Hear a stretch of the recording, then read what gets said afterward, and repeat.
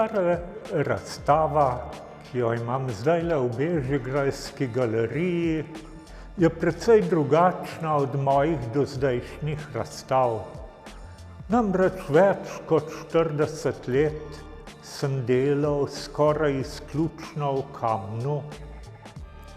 In kamen je strahovito resnoben material, ki zahteva tudi zelo resnobne vsebine, kar je bilo zelo v skladu z mojim pojmovanjem umetnosti.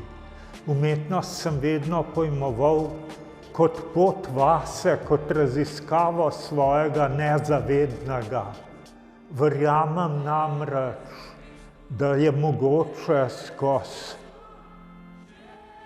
vso to psihično nesnago v podzavesti, skozi ta smetišča v podzavest potisnjenih vsebin priti do dna, do tega, kar je skupno vsem ljudem, do enih splošno veljavnih stvari, do, če se tako izrazim, malo patetično mogoče, do absolutnega.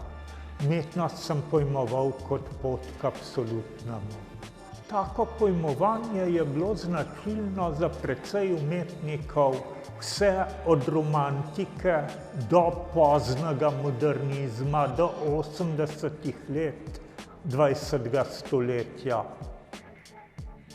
Že Goethe je trdil, da je umetnost izražanje neizrekljivega. Schelling je trdil, da je umetnost izliv absolutnega. Segantini, da je umetnost duh Boga v človeškem delu. Ravno tako moderni slikarji. Hundertwasser je govoril, da je umetnost pot globoke tolažbe, globoke pobožnosti, poskus znova si pridobiti duhovnost, ki jo je sodobni človek izgubil. Ameriški slikar Clifford Still je umetnost opisal tako, kot zenovski mojstri opisujejo zenovsko razsvetljenje, satori, kot da je to potovanje iz temne, mračne soteske, dokler se ne znajdeš na njej visoki, svetli ravnini, v popolni svetlobi in odprtosti.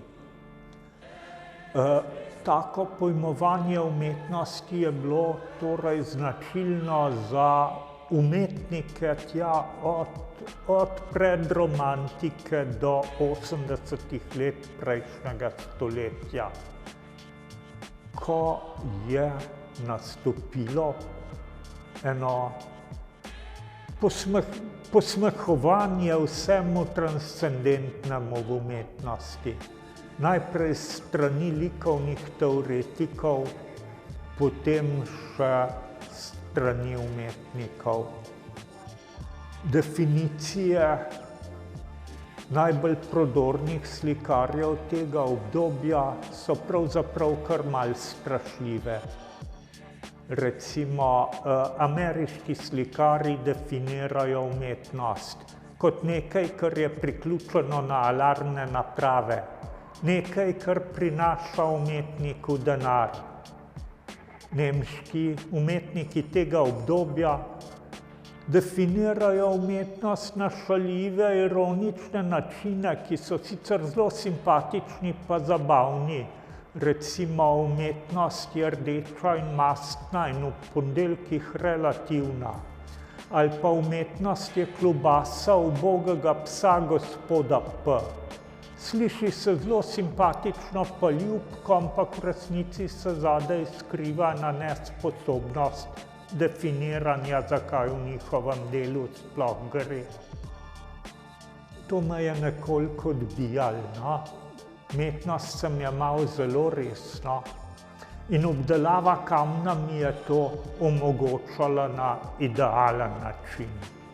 Kamen je težak, stabilen, neskončno star in nosi v sebi neskončno staro modrost.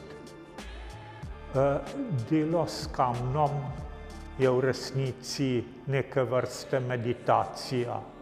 Je v resnici posvetitev vsem tem milijonom let, v katerih je kamen dozoreval.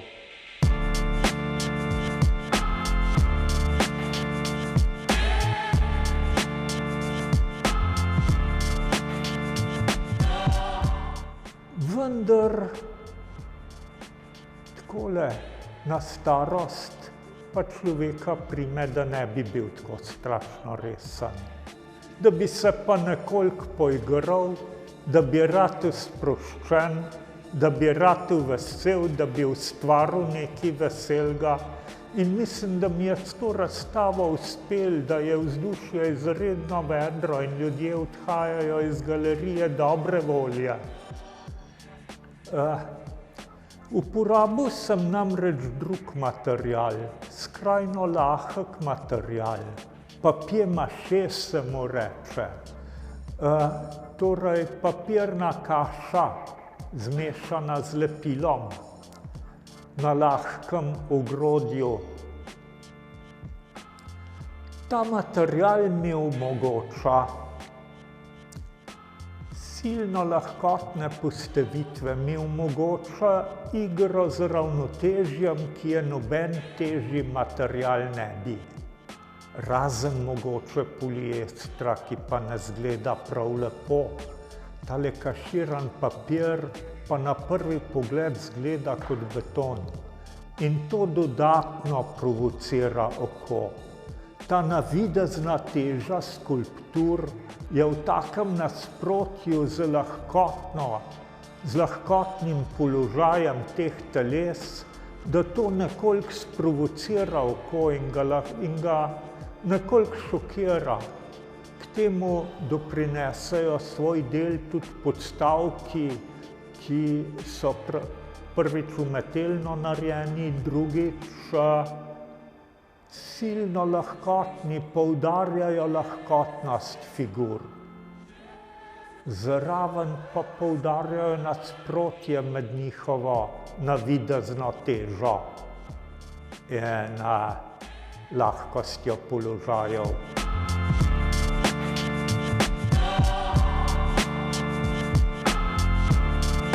Čeprav sem začel z abstrakcijo, moja prva faza v kamnu je bila izrazito abstraktna, vendar me je figura vedno zanimala. Posebej me je privlačil odnos med staranjem telesa pa preperevanjem kamna. To sem si od nekdaj želel najti sozvočje tega v kamnu. Napravil sem nekaj skic, ampak nisem pripeljal do kakšnih bolj resnih rezultatov. Ta material mi to nekoliko bolj omogoča, čeprav samo na prvi pogled spominja na robustne kamne ali pa na betonke, ne? Ampak omogoča nekoliko bolje ujeti spremembe na telesu, ki nastopijo s starostjo.